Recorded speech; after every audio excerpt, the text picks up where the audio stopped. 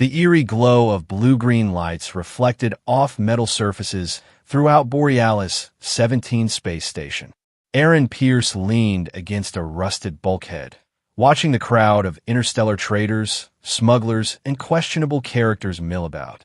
His worn leather jacket and the subtle bulge of sidearm marked him as someone not to be trifled with, though his relaxed posture suggested he was just another spacer waiting for a job. "How much longer must we idle here, sir?" The metallic voice came from Chef 03, a repurposed military canteen droid that had somehow ended up with combat training protocols.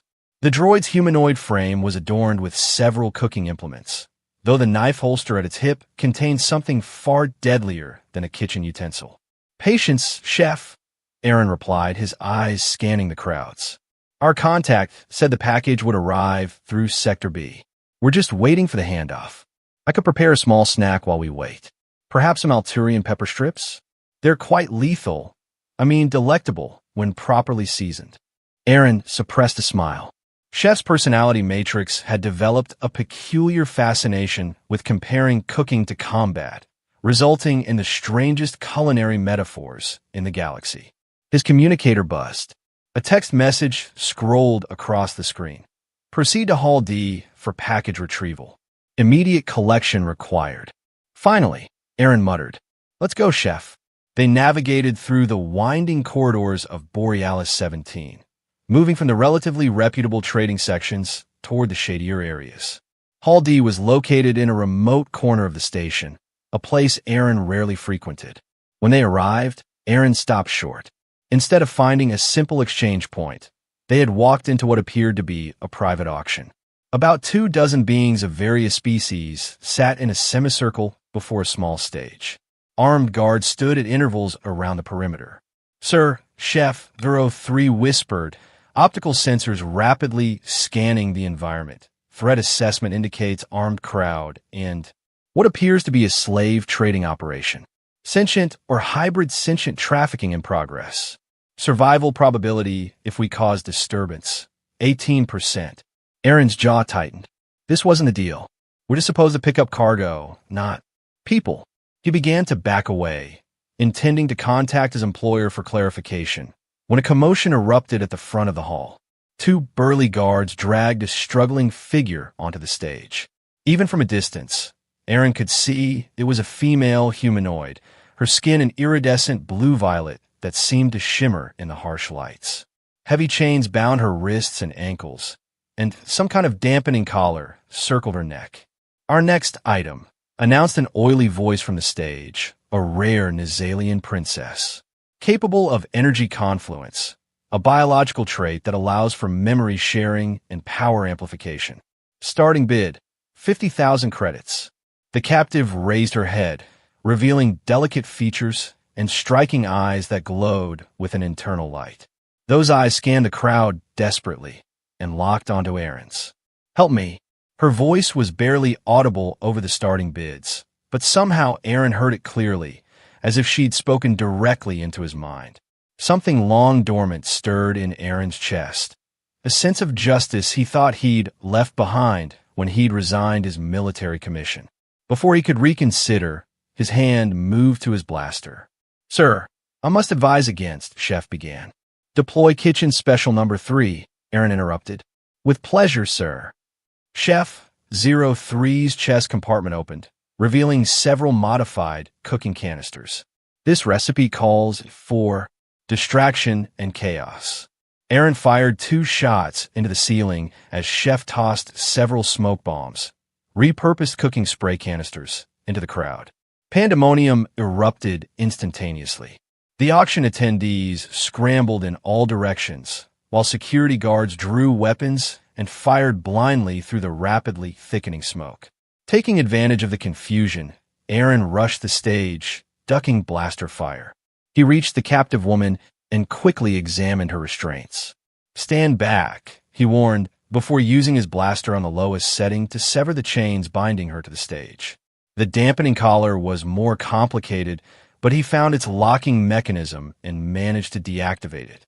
"You fool," she hissed, even as the collar fell away. "Do you have any idea what you've done?" Aaron blinked in surprise. I'm rescuing you. A thank you would be nice. You reckless, impulsive. Her words were cut short as station security alarms began blaring.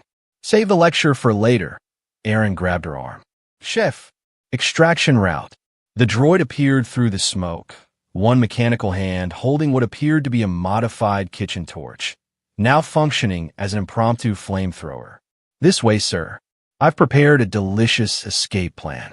With a side of confusion, they fled through service corridors, the woman keeping pace despite her recent captivity. Behind them, angry shouts and the occasional blaster shot indicated pursuit. Chef 03 periodically released more smoke, or through small flashbang devices, palate cleansers, as the droid called them, to cover their retreat. After a harrowing chase through the station's maintenance shafts, they reached Aaron's docking bay. The Moon Chaser, his aging but reliable transport ship, sat waiting, its engines already humming with pre-flight preparations.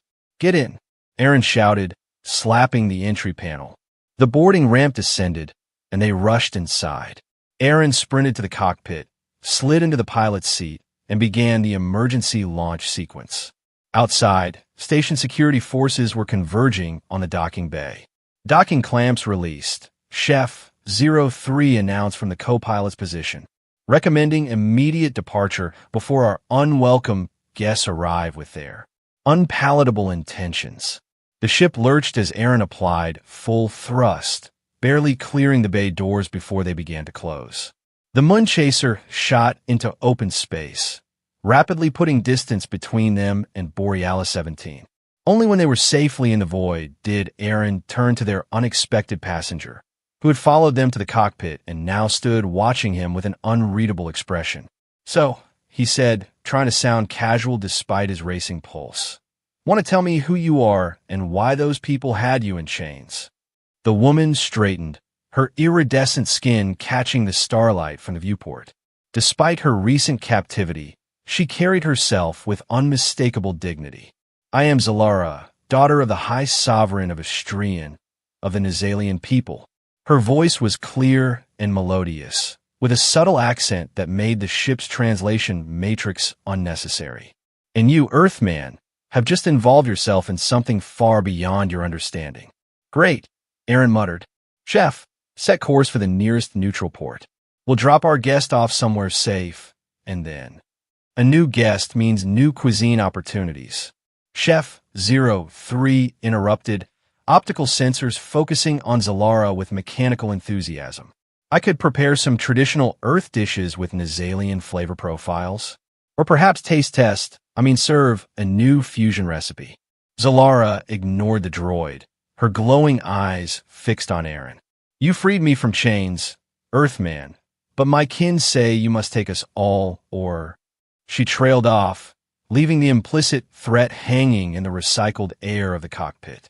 Aaron's expression fell. Or what? Or face consequences even your military experience hasn't prepared you for.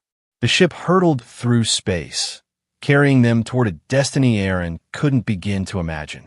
You can't be serious, Aaron said, staring at Zalara across the small galley table. The Moon Chaser had entered hyperspace, giving them a temporary reprieve from any pursuit. I rescued you, one person. How does that make me responsible for your entire species? Zalara's luminescent eyes flickered with something between amusement and frustration. Not my entire species, just my kinship group, those who share my energy confluence. Which means... She sighed, leaning back in her chair. The utilitarian lighting of the ship's galley highlighted the strange beauty of her features, too alien to be human, yet familiar enough to be striking. Nazalians possess a unique biological trait, she explained. We can create energy bonds, what we call confluence, with others of our kind. These bonds allow us to share strength, memories, even certain abilities. It's what makes us valuable to people like Maladon. The auctioneer, the slave trader, she corrected sharply. He's the leader of the Red Harbinger Syndicate. They've been capturing Nazalians to sell to the wealthy, the power-hungry, or worse, those who wish to exploit our confluence ability to control ancient weaponry. Chef 03 approached the table, setting down 2 steaming mugs. Synthesized herbal tea with calming properties. Excellent for digesting troubling information or planning violent countermeasures. Aaron took a sip, wincing at the bitter taste. That doesn't explain why I'm suddenly responsible for your kinship group. Zalara cupped her mug between delicate hands. By Nazalian law, one who frees a member of a confluence bond becomes responsible for all. You've tied yourself to our fate, Aaron Pierce. If you refuse this responsibility, you'll be considered a betrayer of sacred trust. The consequences are severe. Aaron nearly choked on his tea. So, I rescued you from chains only to find myself in different ones? How is that fair? Life rarely is, she replied simply. Chef 03 helpfully interjected. Shall I begin calculating food rations for how many additional passengers, sir? Aaron shot the droid a withering look before turning back to Zalara. How many are we talking? About 23 members of my kinship group are currently held captive on various planets. The rest, perhaps another 30, are in hiding on our homeworld, Nazalia Prime. And if I refuse to help, her expression hardened, then the bond link I've already formed with you, however tenuous, will mark you as a target. My people will hunt you to the edges of the galaxy. Wonderful. Aaron rubbed his temples. So my options are to become a one-man rescue army for aliens I've never met, or be hunted by those same aliens for the rest of my life. I will help you, Zalara said, reaching across the table to touch his hand. The contact sent a strange tingling up his arm. My abilities are considerable when not suppressed. Together, we can free my kin and defeat Maladan's forces.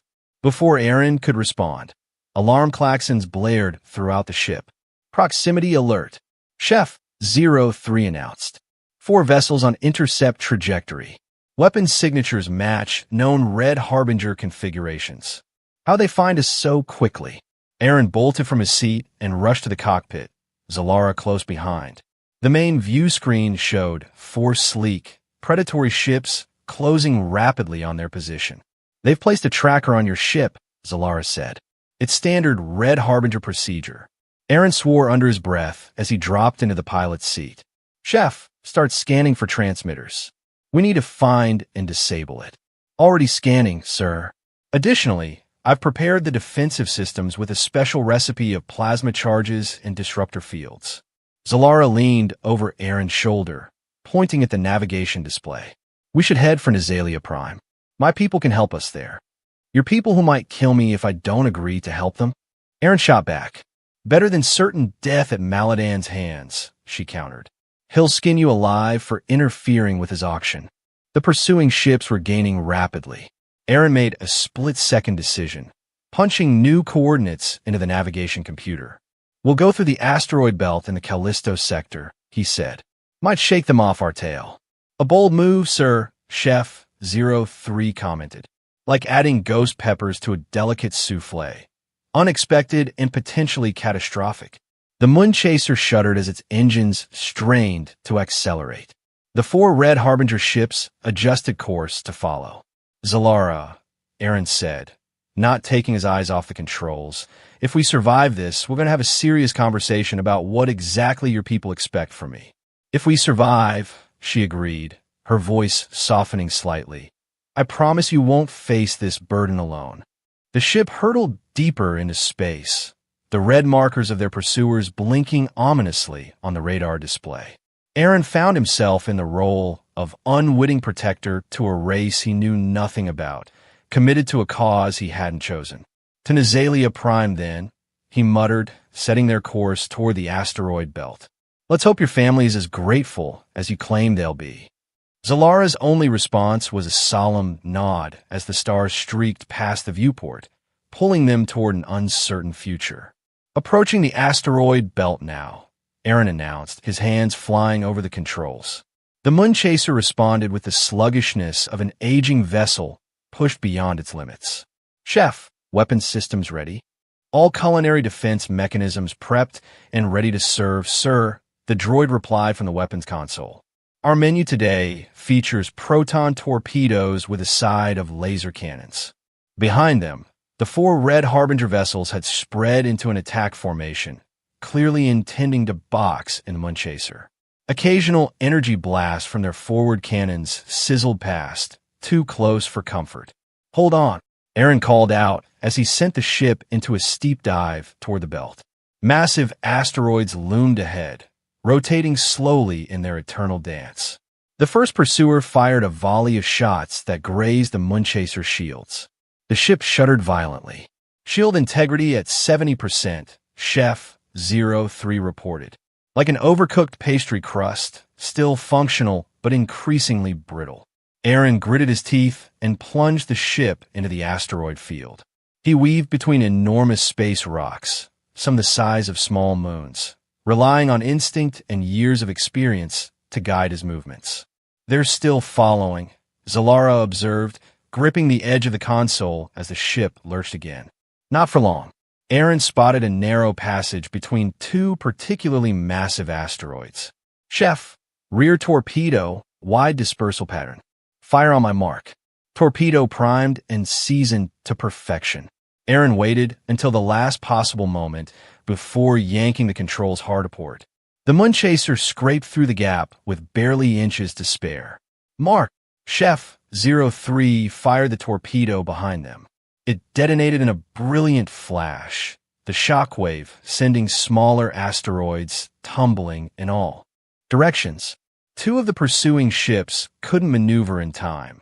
One clipped an asteroid and spun out of control, while another took a direct hit from a rock the size of a transport shuttle. "Two down, two remaining," Chef announced cheerfully. The surviving pursuers were undeterred. One of them launched what appeared to be small drones that zipped through the asteroid field with unnatural precision. "Hunter-seekers," Zalara warned. "Automated weapons. They'll latch onto our hull and detonate." "Chef, point defense. Target those drones." The droid swiveled the ship's laser cannons, picking off several drones in quick succession. A few slipped through, impacting against the Moonchaser's already weakened shields. "Shield integrity at 45%, Chef reported. Like a souffle beginning to collapse. Aaron spotted a particularly dense cluster of asteroids ahead. "If we can make it through that thicket, we might lose them for good." He pushed the engines to maximum thrust, feeling the ship protest beneath him. The Moonchaser shot forward, weaving through the asteroid cluster with dangerous speed. One of the pursuing ships attempted to follow, but miscalculated its approach and collided with a spinning asteroid, erupting in a ball of flame. The last ship held back, continuing to launch drones while maintaining a safer distance. "Chef, target their drone launcher," Aaron ordered. "With pleasure, sir." One precision-cut missile coming right up. Chef 03 locked onto the enemy vessel and fired a concentrated plasma burst. The shot connected, destroying the launcher in a shower of sparks. The damaged Red Harbinger ship finally broke off pursuit, turning away from the asteroid field. Aaron exhaled slowly as he navigated out of the densest part of the belt. "We made it." "Impressive flying," Zalara said, and there was genuine admiration in her voice. "Where did you learn to pilot like that?" "Earth Fleet, Special Operations Division," Aaron replied, running a diagnostic on the ship's systems. "Before I decided military life wasn't for me." "Yet you retain the skills," she observed. "Some things you never forget." There was a moment of silence in the cockpit, broken only by the soft beeping of instruments. Aaron was acutely aware of Zalara's presence beside him. The faint, pleasant scent like distant thunderstorms that seemed to emanate from her skin, the subtle glow that pulsed beneath her surface when she was deep in thought. "I should explain more about the confluence bond," she finally said. "It's not merely a biological function. When Azalians form bonds of trust, we can share more than memories. We can share emotional strength, spiritual power. Is that what I felt when you touched my hand earlier? That strange tingling?" She nodded. "A rudimentary connection. Nothing like a true bond, but the potential exists." Aaron wasn't sure how to feel about that. Despite his extensive encounters with various alien species, he'd never experienced anything like the sensation of Zalara's touch, a mingling of energies that seemed to reach deeper than physical contact. "Sir," Chef 03 interrupted, "your heart rate is elevated. Would you like a calming tea? Or perhaps a sedative from the medical bay?" I'm fine, Chef, Aaron muttered, feeling warmth rise in his face. Set course for Nazalia Prime. Let's see what we're getting ourselves into. As the Moon Chaser left the asteroid belt behind, Aaron found himself stealing glances at Zalara. Despite his reluctance to be drawn into her people's struggles, he couldn't deny a growing fascination with the enigmatic princess. Her courage in captivity, her dignity despite her ordeal, and the strange connection he felt in her presence, all combined to create an unsettling yet not entirely unwelcome sense of intrigue. The ship accelerated toward Nazalia Prime, carrying them to a world where Aaron would face challenges beyond anything his military career had prepared him for. Nazalia Prime hung in space like a jewel, its surface a swirling tapestry of deep blues and vibrant purples. As the Moon Chaser descended through the atmosphere, Aaron was struck by the stark contrast between the planet's natural beauty and the scars of recent conflict. Craters pockmarked what had once been cities, and the remnants of orbital defenses drifted in the upper atmosphere. Your world has seen better days, Aaron observed as he guided the ship toward coordinates Zalara had provided. The civil conflict has taken its toll, she replied, a shadow crossing her face. When my father refused to allow Red Harbinger access to our ancient technologies, they found allies among power-hungry nobles within our own court. The ship descended toward a region Zalara called the Valley of Memories, a narrow gorge nestled between towering crystalline mountains. As they approached, Aaron saw no signs of habitation. Are you sure this is right? He asked. I'm not picking up any settlement readings. Our remaining stronghold is hidden, Zalara explained. Land in the center of the valley.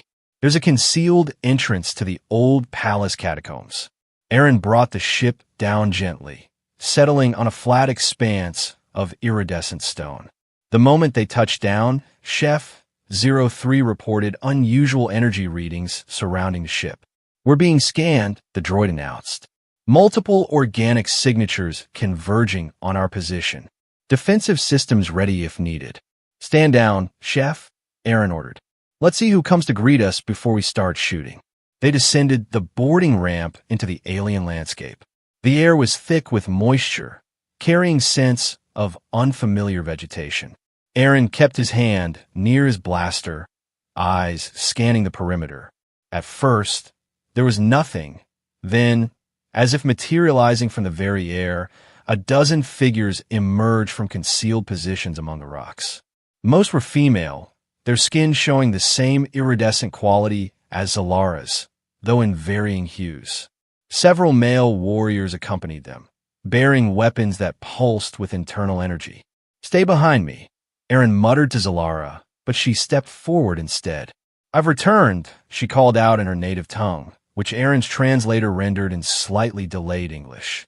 The Nazalians hesitated, weapons still raised. Then one of the females stepped forward, her eyes widening in recognition. Zalara? By the ancient confluence. The older woman rushed forward, embracing Zalara tightly. We thought you lost to Maladan's clutches forever. The reunion triggered a flurry of activity as the other Nazalians gathered around, touching Zalara's shoulders and hands in what appeared to be a ritual greeting. Energy seemed to flow between them, visible as subtle pulses of light traveling across their skin. Aaron watched uneasily, Chef 03 at his side. What exactly are they doing? He whispered to the droid. Analyzing biological signatures suggests they are exchanging energy patterns, Chef replied. Similar to data transfer, but organic in nature. Fascinating. I wonder if their recipe for confluence could be replicated in my cuisine. The older woman who had first greeted Zalara finally turned her attention to Aaron. Her eyes, a deeper purple than Zalara's, studied him with penetrating intensity. So this is the Earthman who freed you, she said, her translator making her words sound formal and slightly archaic. I am Elder Mira, sister to your father, Zalara. Aaron offered a respectful nod. Aaron Pierce. This is my assistant, Chef 03. The cooking unit that fights, Chef added helpfully. At your culinary and combat service. Myra's expression remained solemn. Gulme, we must speak in safety. The Red Harbinger has eyes everywhere, even on our own world. They were led to a nearly invisible crevice in the valley wall. Inside, a crystalline elevator carried them deep into the planet's crust. The hidden complex that greeted them was breathtaking. Ancient architecture blended with advanced technology, all illuminated by the natural glow of bioluminescent plants and the Nazalians themselves. In what appeared to be a council chamber, Mira explained the gravity of their situation. "The court has been overthrown," she said grimly. "The High Sovereign, Zalara's father, is in hiding. Those loyal to the crown have gathered here, awaiting the day we can reclaim our world." "How exactly does Maladon fit into this?" Aaron asked. "He supplied weapons and tactical support to the usurpers in exchange for access to our ancient technology and our people." Myra's face hardened. "Many Nazalians have been captured and sold off-world, including half of Zalara's kinship group. Which brings us to you, Earthman." Mira turned her full attention to Aaron. "You have freed a princess of our people. By our most sacred laws, your fate is now bound to all who share her confluence. If you refuse this bond," she trailed off ominously, "we cannot allow you to leave freely." Another elder finished for her. Aaron tensed, his hand instinctively moving toward his weapon. Chef 03 shifted slightly, combat protocols activating beneath the droid's culinary exterior. "Is this how you thank someone who risked his life to save your princess?" Aaron demanded. Zalara stepped between them. "He will help us," she declared. "I have vouched for him with my life energy." "Have you indeed?" Myra's eyebrows rose. "A bold claim for one so young." "He is brave and honorable," Zalara insisted. "I sensed it when he freed me, and during our journey here." Aaron exchanged a helpless glance with Chef 03. The droid tilted its head slightly, metal fingers tightening around what looked suspiciously like a weaponized rolling pin. "We'd rather fight than be imprisoned, sir," Chef whispered, "though the nutritional value of this conflict seems questionable." Mira studied Aaron for a long moment before sighing deeply. "Very well. We shall trust Zalara's judgment for now. But know this, Earthman, our need is desperate. Help us defeat our enemies and free our captured kin, and you will have the eternal gratitude of the Nazalian people. Betray us, and not even the void of space will hide you from our vengeance." With that cheerful welcome, Aaron found himself conscripted into an alien civil war, fighting for a people he barely knew, against enemies whose full strength he could only guess at, all because he couldn't walk past a slave auction without interfering. "You could have mentioned the eternal servitude clause before I broke your chains," he muttered to Zalara as they were led deeper into the complex. Her only response was a smile that somehow managed to be both apologetic and mysterious at once. "Our central challenge," Mira explained, gesturing to a holographic display of the Nazalian capital city, "is reclaiming the Heart Palace. Red Harbinger forces occupy it, along with Sovereign Betrayer Kolos and his followers." Aaron studied the layout, military training automatically identifying defensive positions, potential weaknesses, and tactical approaches. They were gathered in what had once been a royal antechamber, now converted to a war room. Around him stood the remaining Nazalian royalists, about 30 in total, many bearing the physical and emotional scars of their ongoing conflict. "Your military experience would be valuable in planning our assault," Zalara said, standing close beside him. "Will you help us?" Aaron hesitated. Part of him, the part that had left military service disillusioned and bitter, wanted nothing to do with another war. But another part, perhaps the part that had impulsively rescued Zalara in the first place, couldn't turn away from their plight. "I'll advise," he finally said, "but I need to understand your capabilities first. What weapons and defenses do you have?" Mira exchanged glances with the other elders before leading the group deeper into the complex, to a sealed chamber guarded by energy fields. With a complex gesture, she deactivated the barriers. "The ancient arsenal," she announced as the doors slid open. Inside lay an array of weapons unlike anything Aaron had seen. Seamless blends of crystalline structures and organic components that pulsed with internal light. Some resembled conventional weapons, rifles, pistols, even what appeared to be grenades, but all incorporated the strange biotechnology that seemed central to Nazalian culture. Confluence weapons, Zalara explained, lifting one of the rifle-like devices. They amplify our natural energy abilities. In the hands of a non-Nazalian, they're merely advanced energy weapons. But when wielded by one of us, they become extensions of our life force.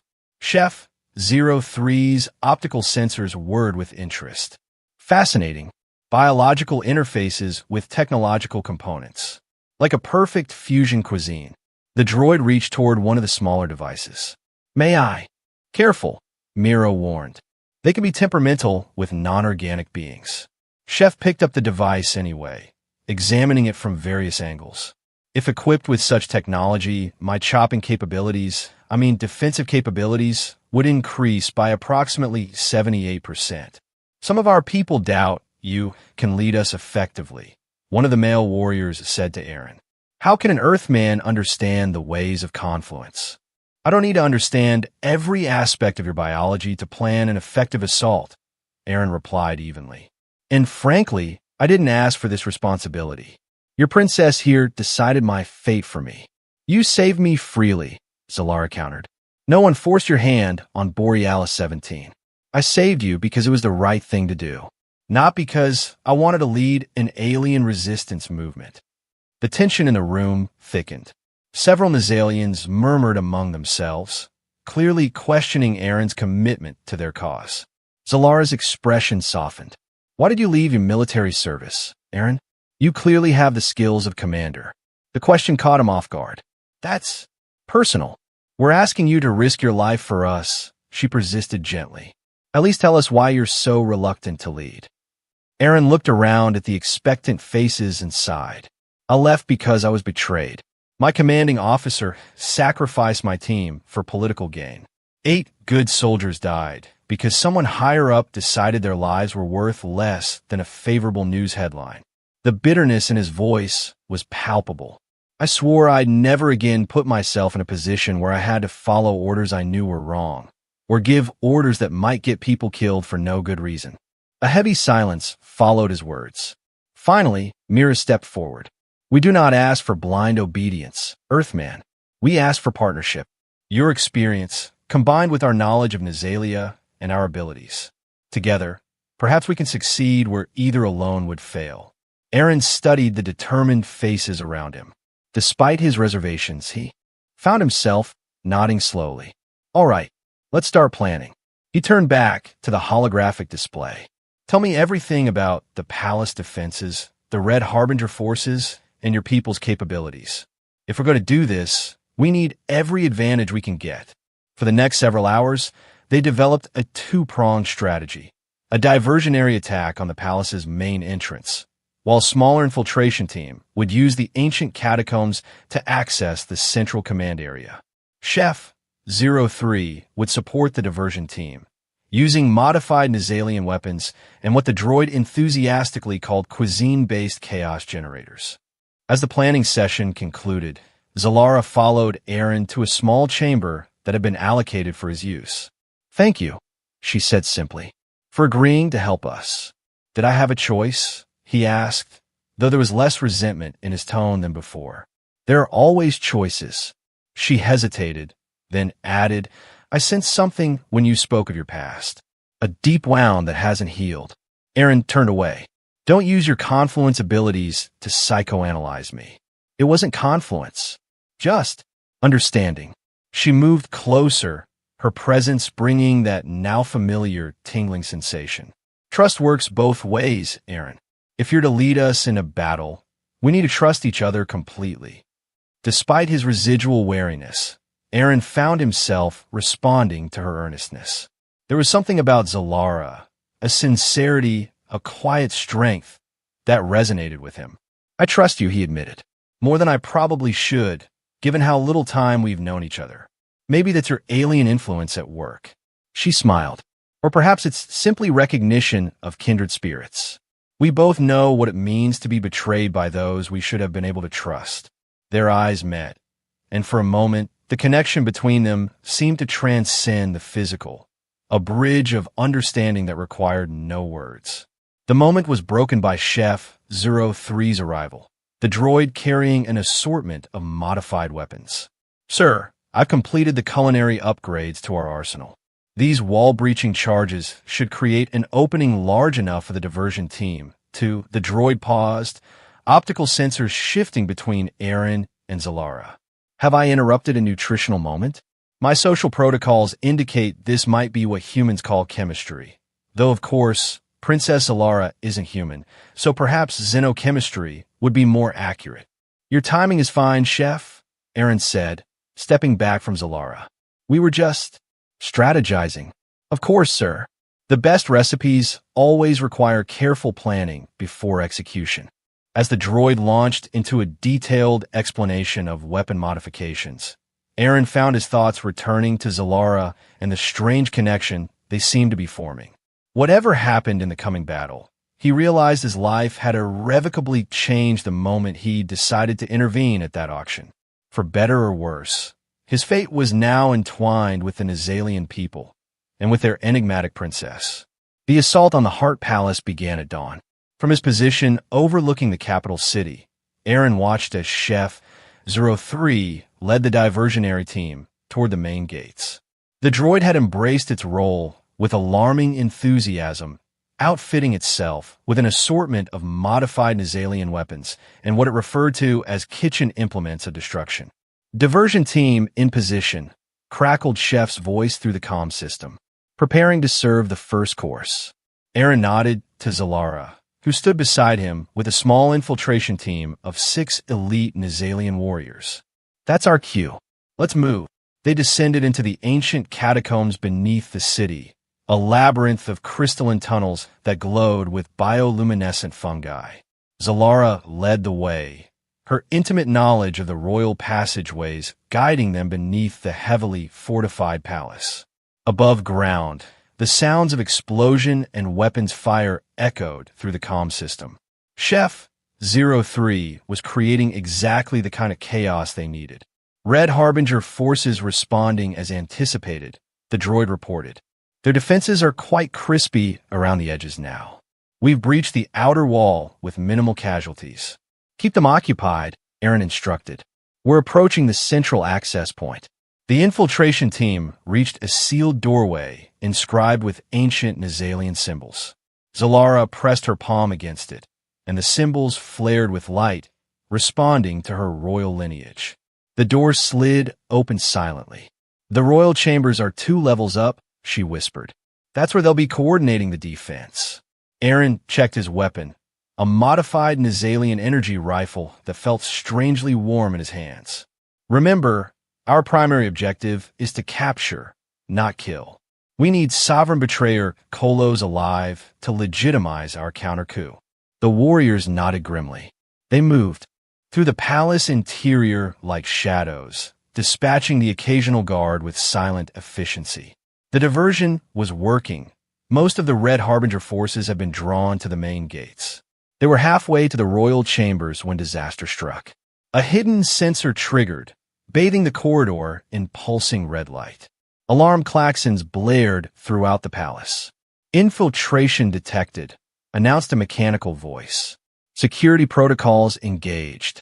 "So much for the element of surprise," Aaron muttered, readying his weapon. "New plan. We fight our way through."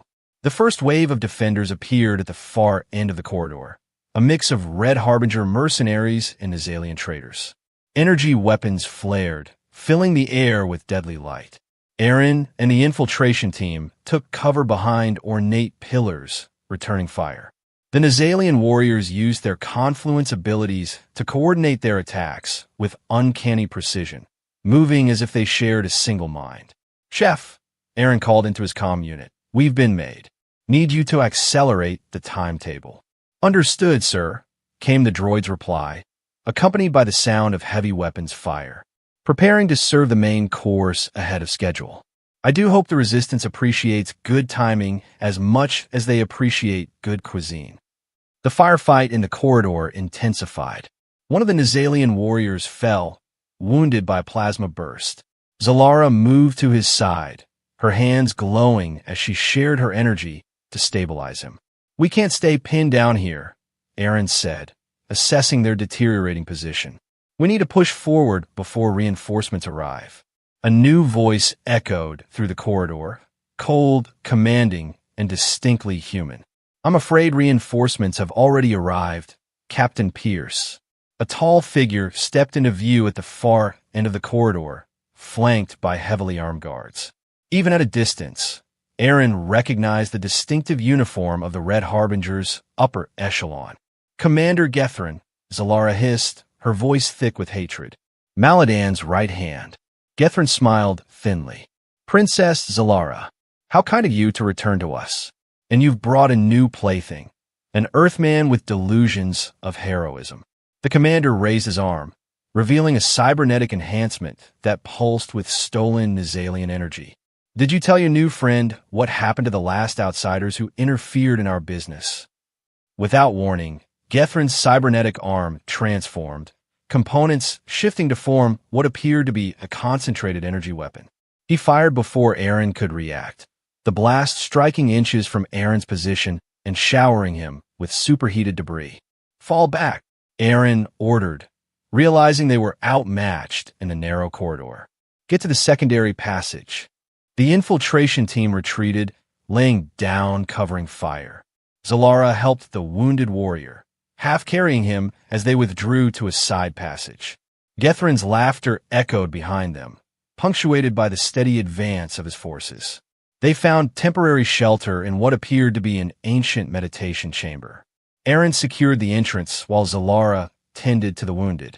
"This wasn't part of the plan," one of the warriors said bitterly. "Plans rarely survive contact with the enemy," Aaron replied, checking his weapon's charge level. "We adapt and overcome." He activated his comm unit. "Chef, status report." Static crackled for several seconds before the droid's voice came through, distorted by interference. "Outer perimeter secured, sir, but with significant resistance. Red Harbinger reinforcements arriving from orbital positions. Our situation is becoming undercooked." Aaron swore under his breath. They must have called in their fleet. He turned to Zalara. This just got a lot more complicated. Her expression was grim but determined. "There's another way to the command center, through the confluence chamber.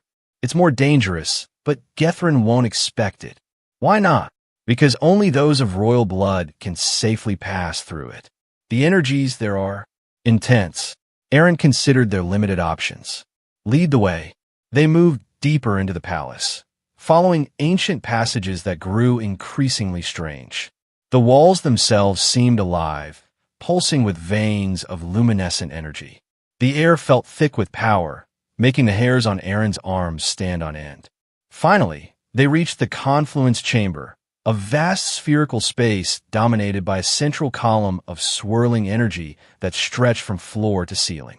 Platforms and walkways spiraled around it, connecting to various levels of the palace. "The command center is directly above," Zalara explained. "But to reach it, we must cross through the energy field." Aaron eyed the pulsing column dubiously. "And if I'm not of royal blood, the field will react. Unpredictably. At best, severe pain. At worst." She didn't finish the thought. "Wonderful," Aaron muttered. He studied the chamber, looking for alternatives. "Is there any way to dampen the field? Or for you to extend some sort of protection to us?" Zalara hesitated. "There is one possibility. A partial confluence bond, temporary, but it might shield you enough to pass through safely." "What does that entail?" "I would share my life energy with you, create a bridge between us." Her luminescent eyes met his. "It requires absolute trust, and it will create a connection that cannot be entirely undone." One of the other warriors stepped forward. "Princess, you cannot be serious. To share confluence with an outsider." "We have no choice," Zalara cut him off. "And I trust Aaron with my life. I already have." Before anyone could object further, the distant sound of approaching troops echoed down the corridor they had just traversed. Time was running out. Aaron made his decision. "Do it." Zalara stepped close to him, placing her hands on either side of his face. Her skin was warm, almost hot to the touch, and the tingling sensation he'd felt before intensified tenfold. "Open your mind to me," she whispered. "Don't resist." Aaron tried to relax, though every military instinct screamed against making himself vulnerable. Zalara's eyes began to glow more intensely, and suddenly he felt a presence in his mind, gentle but unmistakable. Memories flashed between them. His childhood on Earth, his military service, the betrayal that had driven him to leave, her royal upbringing, the weight of responsibility, the fear and determination when her world began to crumble. Energy flowed through him, not invasive but supportive, as if a second heartbeat had synchronized with his own. The sensation was overwhelming, intimate in a way that transcended physical connection. When Zalara finally stepped back, Aaron felt fundamentally changed. The world around him seemed more vivid, and he was acutely aware of Zalara's presence, as if an invisible thread now connected them. "It is done," she said softly. "You carry a part of me now, and I a part of you." The moment was broken by the sound of weapons fire in the nearby corridor. Their pursuers were getting closer. "Let's move," Aaron ordered, his voice slightly unsteady. Through the field, quickly. They approached the swirling energy column. Zalara stepped into it first, her body momentarily illuminated from within as the energy recognized and accepted her. She extended her hand from within the field, reaching back for Aaron.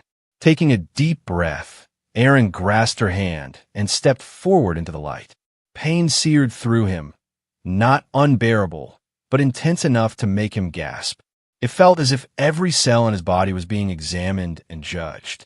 For a terrifying moment, he thought the field would reject him despite the confluence bond. Then, abruptly, the pain subsided, replaced by a strange, buoyant feeling as the energy carried him upward alongside Zalara. The rest of their team followed, the warriors passing through with varying degrees of discomfort. Together, they ascended through the heart of the palace, the energy field depositing them on a platform just outside the command center. Impressive, Aaron managed, still feeling the residual effects of the field. "Your people's technology is something else." "Not technology," Zalara corrected. "Life energy, shaped by generations of communion with our world." They had no time for further discussion. The command center doors stood before them, the final barrier between them and their objective. Aaron checked his weapon one last time. "Ready." The Nazalian warriors positioned themselves for the assault. Zalara nodded, her expression resolute. "For Nazalia," she said quietly. "For freedom," Aaron added, and gave the signal to attack. The doors burst open under their combined fire, and they surged into the command center. Inside, Sovereign Betrayer Kolos and his inner circle turned in shock at the intrusion. Red Harbinger operatives reached for weapons, but the infiltration team's coordinated assault gave them no chance to organize a defense. In the chaos, Aaron spotted Gethrin across the room. The commander must have used an alternative route to reach the command center ahead of them. With mechanical precision, Gethrin raised his cybernetic arm, targeting Zalara. "No!" Aaron shouted, throwing himself forward. He collided with Zalara, knocking her aside as Gethrin's energy blast seared the air where she had stood. Rolling to his feet, Aaron returned fire, forcing Gethrin to take cover behind a control console. The room erupted into a firefight, energy weapons discharging in blinding flashes. Through their newfound connection, Aaron could sense Zalara's movements without seeing her, a tactical advantage he hadn't anticipated. They fought in unconscious synchronization, covering each other's blind spots and anticipating threats before they fully developed. Gethrin emerged from cover, his cybernetic enhancements allowing him to move with unnatural speed. He closed the distance to Aaron, his arm transforming into a blade of concentrated energy. "You should have stayed on your own world, Earthman," Gethrin snarled, slashing with lethal precision. Aaron barely avoided the first strike, feeling the heat of the energy blade as it passed inches from his face. He countered with a series of blaster shots that Gethrin deflected with his cybernetic arm. "Your princess will make an excellent specimen from Maladan's collection," Gethrin taunted, pressing his attack. Once we've extracted her confluence ability, perhaps we'll do the same to you. See what makes an Earthman tick. The commander's enhanced strength gave him a significant advantage in close combat. A powerful blow knocked Aaron's weapon from his hands, and a follow-up strike sent him sprawling across the floor. Gethrin advanced for the killing blow, energy blade humming with deadly intent. Suddenly, Aaron felt a surge of power, foreign yet familiar, flowing through his body. Zalara had intensified their confluence bond, sharing her strength in his moment of need. With renewed vigor, Aaron rolled away from Gethrin's strike and regained his feet. The world seemed to slow around him as the confluence energy heightened his reflexes. He dodged Gethrin's next attack with uncanny precision and countered with a combination of strikes that shouldn't have been effective against an enhanced opponent, yet somehow found their mark. Gethrin stumbled back, his mechanical systems momentarily disrupted by the confluence energy Aaron now channeled. Taking advantage of the opening, Aaron delivered a devastating blow that finally overloaded the commander's cybernetic arm, causing it to short-circuit in a shower of sparks. With a cry of pain and rage, Gethrin fell to his knees, the stolen Azalian energy that had powered his enhancements dissipating into the air. Around them, the tide of battle had turned. The infiltration team had subdued the remaining defenders, and Sovereign Betrayer Kolos stood with his hands raised in surrender, his brief reign already over. Aaron stood over the defeated Gethrin, breathing heavily. It's finished. The commander looked up with hatred in his eyes. This battle, perhaps, but Maladon controls most of your princess's kinship group, scattered across a dozen worlds, and his fleet is already in orbit. You've won nothing but a quicker death. As if to punctuate his words, the palace shuddered under the impact of orbital bombardment. Alarms blared throughout the command center as targeting displays showed multiple Red Harbinger vessels taking up attack positions around Azalea Prime. They're beginning a full-scale assault, one of the warriors reported, checking the tactical displays. Maladon must have decided to cut his losses and destroy the planet rather than lose control of it. Zalara joined Aaron, her face pale but determined. We need to activate the planetary defenses. Can we? Aaron asked. I thought most of the defense grid was compromised. There's one system they couldn't access, she replied. The ancient confluence engine, our most powerful technology. It can create an energy shield around the entire planet, but what? It requires a complete confluence meld from all surviving members of the royal lineage. And even that might not be enough, with so many of our kinship group missing or captive. Aaron's comm unit crackled to life. Sir, came Chef 03's voice. The situation has become rather overdone. Red Harbinger dropships are landing throughout the city, and their capital ships are in bombardment formation. Shall I prepare a last stand? Perhaps with a side of heroic sacrifice. Hold position, Chef, Aaron replied. We're working on a solution. He turned back to Zalara. This confluence engine, where is it?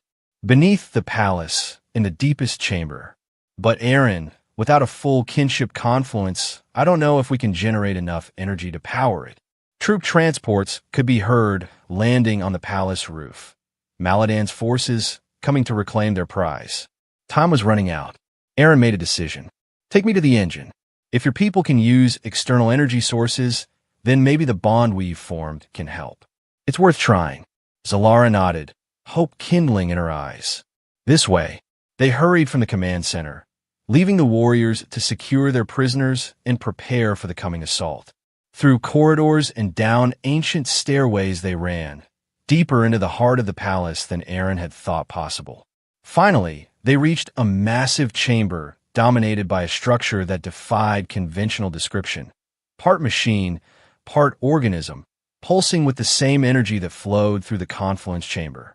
Elder Mira was already there, along with the remaining elders and royal family members who had survived the occupation. They looked up in surprise as Aaron and Zalara entered. We must activate the ancient engine, Zalara announced. Maladan's fleet is bombarding the planet. Mira shook her head sadly. We're too few, child. without the full kinship group. We have to try, Solara insisted. And Aaron will join us. An outsider? One of the elders scoffed. Impossible. The confluence requires Nizalian life energy. He carries my energy now, Zalara revealed. We've formed a bond. Murmurs of shock and disapproval rippled through the gathered Nizalians. Mira stepped forward, studying Aaron with new intensity. You allowed this, Earthman? Knowing what it means. I did what was necessary, Aaron replied steadily. And I'll do so again if it means saving your world. The palace shook violently as another bombardment struck nearby. Dust and small crystals rained from the ancient ceiling. We have no choice, Mira finally declared. Take your positions around the engine. The princess and her Earthman will join the confluence. The Nizalians arranged themselves in a circle around the pulsing core of the engine, linking hands. Zalara led Aaron to a position between herself and Mira, completing the circle. What do I do? He asked quietly. Open your mind completely, Zalara instructed. Let the energy flow through you without resistance. It will be intense. Aaron nodded, mentally preparing himself for whatever was to come. Above them, the sounds of battle grew louder as Red Harbinger forces fought their way deeper into the palace. Begin, Mira commanded. The Nizalians closed their eyes, and energy began to flow visibly between them, currents of light passing from hand to hand, gradually increasing in intensity. When the confluence reached Zalara, she squeezed Aaron's hand and channeled the energy into him. The sensation was overwhelming, far more powerful than their earlier bond. Aaron felt as if his consciousness was being pulled in multiple directions simultaneously, experiencing fragments of dozens of lives, generations of memories, the entire collective experience of the Nizalian royal lineage. He struggled to maintain his sense of self amid the torrent of alien thoughts and feelings. Just when he feared he might lose himself entirely, he felt Zalara's presence, a steady anchor in the chaotic flow. Her consciousness wrapped protectively around his, guiding him through the confluence. The ancient engine began to respond, its core pulsing more rapidly as it absorbed the combined energy of the circle. Luminescent tendrils extended outward, connecting to conduits throughout the palace and beyond, spreading across the entire planet. Through the confluence, Aaron could somehow perceive what was happening outside, a massive energy field beginning to form in the upper atmosphere, repelling the bombardment from Maladan's fleet. But he could also sense the strain on the Nizalians. There were too few, the missing members of their kinship group, leaving critical gaps in the energy flow. The shield wavered, incomplete. It wouldn't hold. In that moment of crisis, Aaron made a choice. Drawing on his military training and the discipline that had kept him alive through countless battles, he opened himself completely to the confluence, offering not just the borrowed energy from Zalara, but his own life force, his uniquely human essence. The reaction was immediate and unexpected. The engine's core flared with blinding intensity as it integrated this new, foreign energy source. The confluence bond strengthened exponentially, filling the gaps left by the missing Nizalians. Above the planet, the energy shield solidified into a complete sphere, deflecting the orbital bombardment back toward the attacking fleet. Red Harbinger vessels reeled under their own reflected firepower, several exploding in brilliant flashes visible even from the ground. In the palace, the invading forces suddenly found themselves cut off from their ships, their energy weapons failing as the confluence field neutralized their power sources. The circle maintained the connection for several minutes more, ensuring the shield's stability. Finally, Mira gave the signal to release. One by one, the Nizalians broke contact until only Aaron and Zalara remained linked. "You can let go now," she whispered, though she made no move to release his hand. Aaron opened his eyes, feeling strangely empty as the confluence energy receded. Did it work? Mira was checking a crystalline display panel near the engine's base. "Beyond our expectations," she confirmed. "The shield holds. Maladan's fleet is in disarray. Many ships destroyed, others retreating. And the ground forces?" Aaron asked. "Contained. Without their energy weapons and cut off from orbital support, they're surrendering throughout the city. Relief washed over him, followed by exhaustion so profound he could barely stand. Zalara steadied him, her own face showing the strain of the confluence. "What you did," she began, her voice filled with wonder. "No outsider has ever contributed their own life energy to the confluence before. The elders will speak of this for generations." "Just glad it worked." Aaron managed, though glad hardly described the complex emotions swirling within him. The confluence had changed something fundamental in him, expanded his perception in ways he couldn't yet fully comprehend. Chef 03's voice broke through on the comm unit, sounding uncharacteristically excited. "Sir, the enemy forces are surrendering en masse. Their weapons have mysteriously become as useful as uncooked pasta. Should we accept their capitulation, or would you prefer a more thorough handling of the situation?" "Accept their surrender, Chef," Aaron replied wearily. "The fighting's over. For now, at least." Gethrin's words echoed in his mind. Maladon still held most of Zalara's kinship group, scattered across distant worlds. This victory, however significant, was only the beginning. As if reading his thoughts, and perhaps she was given their strength and bond, Zalara spoke quietly. "We still have many challenges ahead. My people to rescue, Maladon to defeat permanently, our world to rebuild." Aaron looked at her, this alien princess who had irrevocably altered his life in just a few short days. The connection between them hummed with potential, with unspoken possibilities. "I know," he said simply. Mira approached them, her expression solemn, but her eyes shining with something that might have been approval. "Earthman, Aaron Pierce, you have not merely freed one of us from chains. Today, you helped liberate our entire world." She bowed deeply, a gesture followed by every Nazalian in the chamber. "The debt we owe you cannot be measured." Aaron shifted uncomfortably under their reverence. "I'm not looking for debt or gratitude. I just did what needed to be done." "Nevertheless," Mira continued, "your fate is now bound to ours more completely than even our most ancient laws could have decreed. The confluence you've shared has made you part of us in a way no outsider has ever been." "What does that mean exactly?" "It means," Zalara said, taking his hand again, "that you have choices to make. About your future. About us." The weight of that simple word, us, hung in the air between them. Aaron thought of his life before Borealis 17. The aimless wandering, the odd jobs and smuggling runs, the emptiness that had followed his disillusionment with military service. Compared to what he'd experienced in the past few days, it seemed hollow, purposeless. "I think," he said slowly, "that I've already made my choice. When I stepped into that energy field with you, when I joined the confluence." Zalara's eyes widened slightly, hope blossoming in their luminescent depths. "You'll stay? Help us rescue the others. Someone has to keep Chef out of trouble," Aaron replied with a ghost of a smile. "And besides, I'm curious to see what a kinship group actually looks like when it's not scattered across the galaxy." As if summoned by its name, Chef 03 appeared in the chamber entrance, its metal frame somewhat scorched from battle, but otherwise intact. "Sir, Princess, the city is secure, and I've taken the liberty of preparing a celebratory meal from our captured enemy's provisions." The droid paused, optical sensors scanning the scene. "Though I see you've been busy with more significant matters. Perhaps a small bistro serving interstellar fusion cuisine would be a suitable addition to the rebuilt palace? I have several recipe ideas that combine Earth techniques with Nazalian ingredients." Despite his exhaustion, Aaron laughed. In the midst of interstellar conflict and alien energy bonds, the droid's culinary obsession remained wonderfully constant.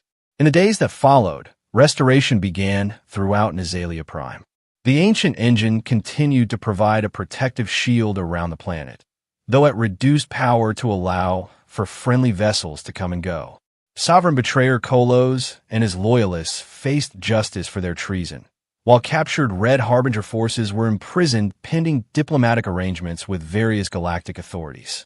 Aaron found himself in the strange position of being both outsider and honored guest. The confluence bond he shared with Zalara had marked him physically. His eyes now contained subtle flecks of the same luminescence that characterized Nazalian physiology. More significantly, the bond had given him insights into their culture that would have taken years to acquire otherwise. One evening, as they stood on a balcony overlooking the recovering city, Zalara joined him. The double moons of Nazalia Prime bathed everything in soft, silvery light. "The Council has approved our plan," she said without preamble. 3 ships, including your Moonchaser, will depart next week to begin locating and rescuing our scattered kin. Aaron nodded. "Chef's already stocking supplies. Says we need to be prepared for extended culinary operations in hostile territory." Zalara smiled at that, then grew serious. "Aaron, I want you to know that despite how our relationship began, with laws and obligations you didn't choose, what has grown between us since is something I cherish." He turned to face her fully. In the moonlight, her features seemed both alien and achingly familiar. Through their bond, he could sense her sincerity, her vulnerability in this moment. "When I first heard those words, 'You freed me from chains, Earthman, but my kin say you must take us all or else,' I thought my life as I knew it was over," he admitted. "And I was right, but not in the way I feared." He reached out, his hand gently touching her luminescent cheek. "I've spent years drifting, Zalara, running from commitment, from connection, from anything that might lead to the kind of betrayal I experienced before. But these past days with you and your people, I found something worth fighting for again." The emotion that flowed between them through their bond needed no words to express. It was more than attraction, more than the heat of battle-forged camaraderie. It was understanding, acceptance, and the beginning of something that might, given time, grow into love. "Besides," Aaron added with a smile, "someone has to keep rescuing you from chains." Zalara laughed, the sound like crystal chimes in the night air. "Perhaps next time I'll rescue you. I'll hold you to that." From the doorway behind them came Chef 03's mechanical voice. "Pardon the interruption, but the tactical planning session is beginning. Also, I've prepared refreshments with mild aphrodisiac properties, purely by accident, of course. My culinary programming sometimes makes these fortunate errors." Aaron shook his head, exchanging an amused glance with Zalara. "We're coming, Chef." As they walked inside together, Aaron reflected on the strange path that had led him here. A chance encounter at a slave auction had cascaded into revolution, into communion with an alien species, into a purpose he hadn't known he was seeking. Tomorrow would bring new challenges, Maladon to confront, captives to free, a scattered kinship to reunite. But for the first time in years, Aaron Pierce looked toward the future with something like hope. "You freed me from chains, Earthman," Zalara had said. "But my kin say you must take us all, or—" She hadn't finished that sentence then. Now, as they prepared to rescue her people together, Aaron realized the unspoken ending wasn't a threat at all, but a promise.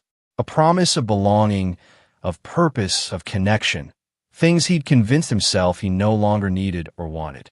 Yet here they were, offered freely by those he'd helped liberate, and he had accepted them all.